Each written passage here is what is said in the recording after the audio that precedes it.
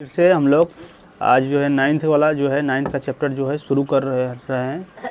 Chapter तो शुरू ही है, जीवों में विविधता। ठीक है, जीवों में विविधता को हम लोग देख रहे थे, जिसमें से वर्गीकरण समूह का पदानुक्रम संरचना के अंतर्गत मोनेरा है ना, आर.एच. व्हिटेकर के अनुसार जो है हम लोग देख लिए थे कि 5 ग्रुप होता था: मोनेरा, प्रोटिस्टा, फंजाई, प्लांटी और एनिमिलिया।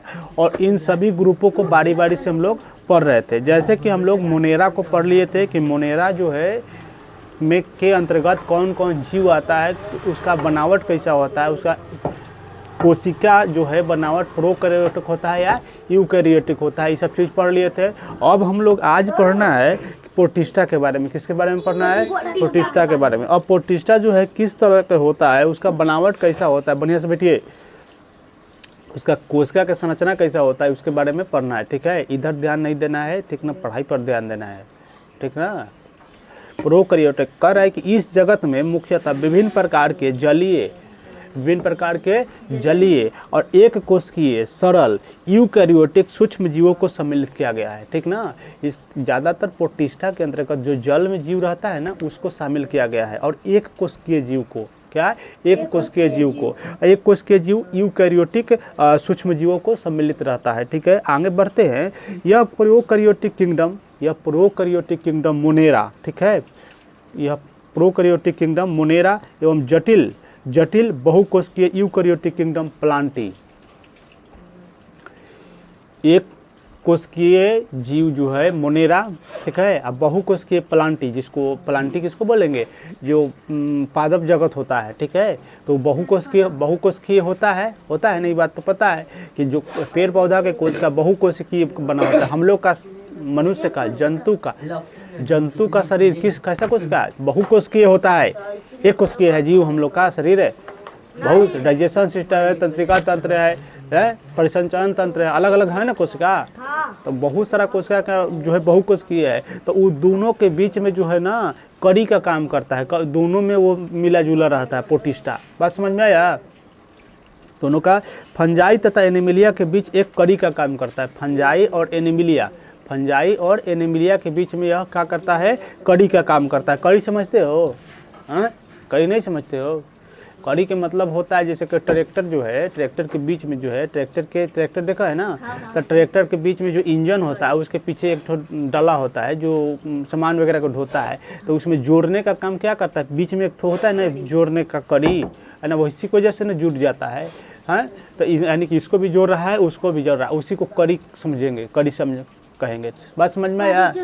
हाँ, जो जोड़ता है दोनों के बीच में करीब करीब। ठीक है, हैं? हाँ, एक और होता है दाल भात कड़ी, है ना, तो वो वाला कड़ी नहीं। आगे बढ़िए। इस जगत के प्राय जीवों में प्रचलन के लिए रोम की तरह इस तरह के जीव में प्रचलन के लिए रोम की तरह सिलिया पाया जाता है। ठीक है, सिलिया और फ्लैंजिला पाया जाता है। सिलिया और फ्लैंजिला जो है पाया जाता है। ठीक है, पोषण की दृष्टि, इसका पोषण कैसे होता है, बन गया। इसमें जो है प्रोटिस्टा में कैसे पोषण कैसे होता है, ध्यान दो इधर। प्रोटिस्टा में पोषण कैसे होता है? प्रोटिस्टा प्रकाश संश्लेषी यानी स्वपोषी एवं कुछ परपोषी होता है। ये दोनों में काम करता है ना, दोनों में काम करता है। मतलब स्वपोषी, इसका भोजन जो है स्वयं भी बना लेता है, प्रकाश संश्लेषण भी करता है। कभी कभी परपोषी माने दूसरे के शरीर पर या दूसरे के माध्यम से भी अपना भोजन तैयार करता है ना। स्वपोषी परपोषी में अंतर समझ में आ रहा है ना, है ना अंतर तुमको? तो कभी कभी इधर ऐसे भी कर लेता है, कभी कभी वैसे भी कर लेता है। ठीक ना, बात समझ में आया? तो स्वपोषी भी है और परपोषी भी है। यह मृत जीव होते हैं, यह मृत जीवी भी होते हैं, है ना, मृत जीवी भी होते हैं। मृत जीवी सड़े गले पदार्थों पर अपना जीवन यापन करते हैं। मृत जीवी जो क्या करता है, जो सड़ा गला पदार्थ होता है ना, जो उसी से अपना पोषण तैयार करता है खाकर। ठीक ना, बात समझ में आया?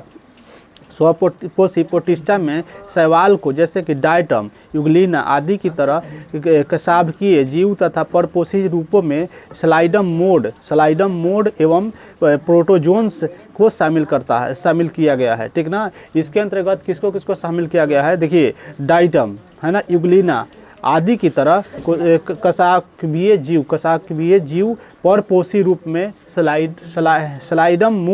स्लाइडम मोड एवं प्रोटोजोन्स को शामिल किया गया इसके अंतर्गत। ठीक है, स्लाइडम मोल्ड एक प्रकार का अपघटक है प्रोटोजोआ का मुख्य उदाहरण अमीबा पैरामीशियम है ना। कह रहा है कि स्लाइडम क्या है, स्लाइडम मोल्ड एक प्रकार का अपघटक है। अपघटक किसको बोलते हैं? वैसा जीव, वैसा चीज़ें जो है वातावरण में मिले हानिकारक पदार्थों को जो है ना सड़ा गला कर उसके मतलब सड़ा गला कर उसके मतलब उसमें वातावरण अनुकूल बना देता है, वातावरण के जैसा बना देता है, उसको अपघटक कहते हैं। जैसे कि उदाहरण के रूप में जैसे कभी कभी सड़ा गला कोई चीज़ जीव मर जाता है, देखता है ना, तो उसमें कुछ दिन तक 10 दिन तक तो मतलब महकता है, महकते फिर धीरे धीरे उसमें जो है अपघटक कीड़ा मकोड़ा जो होता है ना उसमें उसको ख़त्म कर देता है, अपघटक कर देता है ना। तो क्या है, कीड़ा मकोड़ा एक प्रकार के अपघटक है, उसको खा कर चाहे जैसे भी मतलब उसको सड़ा गला के ख़त्म कर देता है। बात समझ में आया?